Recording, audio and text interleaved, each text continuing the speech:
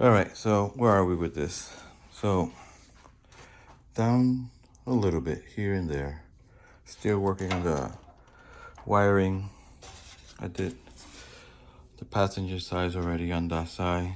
I had to reattach the Humongo connector there that couldn't fit through the hole here because it was too big.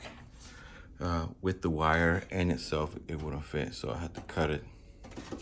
Same as for this side, because yeah, it was not gonna fit with the cable in the way. Could have probably tried it, but it was gonna be a waste of time. Yeah, suspension is still on. I just started cleaning up the spindles. So I got one cleaned up right over here. It came out beautiful, nice and shiny, and yeah, it's gonna look nice once it's there. And yes, I have left it outside, so it was kind of yucky. So, but I cleaned it up, and I put some, what do you call that? Assembly lube, just to keep it from continuing to rust. I think it's gonna look really nice once it's in there. It's gonna contrast with the red. Yeah. So I ended up putting the bumpers, the rear bumper back again. So clean up the brackets. Same thing. The bolts that I took off from the old stuff, I used those instead of going with the old. So went nut and bolt. What else have we done? Well, obviously the wheels are on, so now we got no clearance issue. It looks awesome. You can. I was afraid you wouldn't be able to see the rear disc brakes, but you can see them. It's pretty cool. You can see the brakes from outside the rims. So what's next? Oh, so the reason I haven't put it in yet is, quite frankly, we gotta go through steps. So first step was putting the tank in. So we got the tank in. We plumbed it a little bit. I'm still a little concerned over the plumbing that I did over there, not 100 on it. And then the other one was to hang the mufflers, especially this part. It's coming out good. Unfortunately, because of this body kit, you won't be able to see it here, but you can see it right here. So I'm thinking and hoping that once I completely attach it, that's gonna be the final fitment, because I don't want to have it all the way in there. So hopefully that'll come in real nice. But right now, I gotta start working on the other side. This one took me a while to figure out because, it's kind of like a tight fit.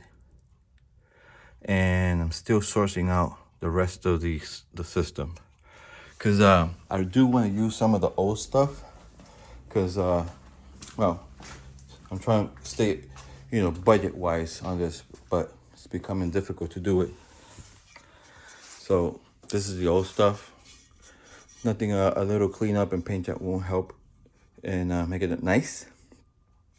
But I started banging this in to see if I can just take it out of there as a sleeve, but it's not working. It's pretty corroded in there. Most likely that's the cause of it being stuck for the most part. So I'm gonna see if I can just use this jigsaw and this thing here and the saw.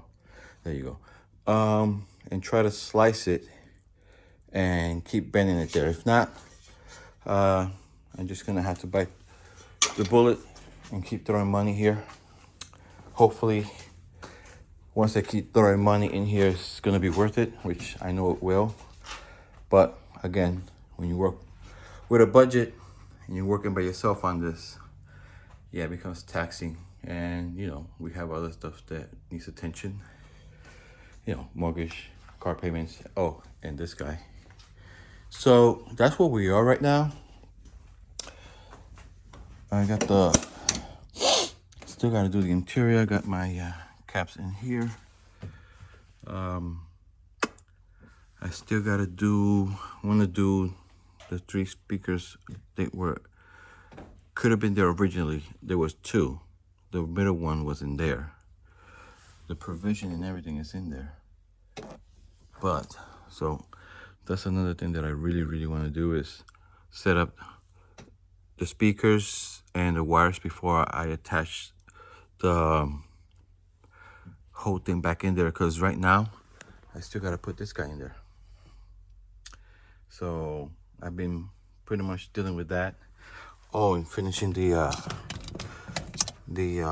emergency brake, but that'll happen, I guess, once I put the differential in, so I can attach it to the rear brakes.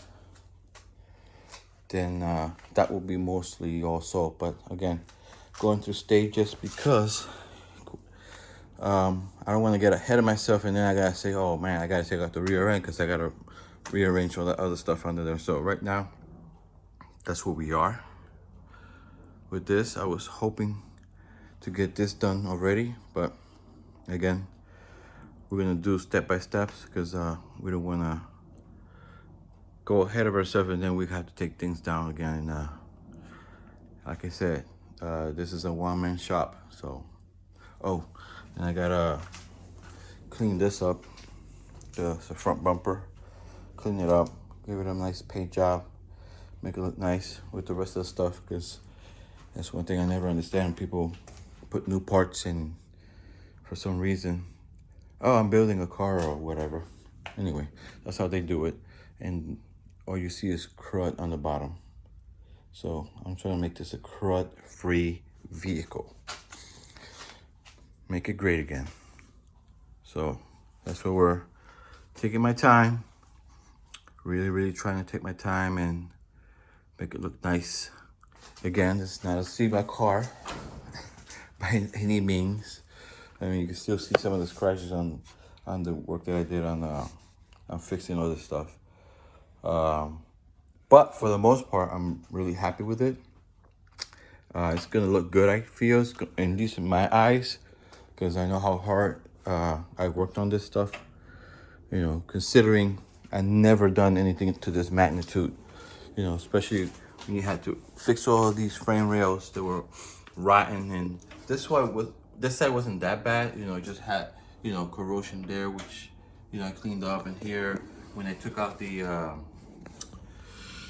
sway bar thingy, that was a lot of rust under there too. So it was fixed and patched, and hopefully with the amount of Rust-Oleum and paint that I threw in there, it will hold back, hopefully, the rust. That's my wish. Well, then again, it will be somebody else's problem in a later future time. So let them figure it out. Right now, I'm figuring out this stuff that was left to me onto the next owner in the future. Frame rail, the gaping hole that the previous engineers took the liberty of creating there to take out the heater core instead of just breaking apart the dashboard. Yeah, let's break the firewall. That's easier. Anyway, hence doing this and doing the frame rail. Well, this is back for engineering. I mean, you sandwich a bunch of metal together. What do you think is gonna happen?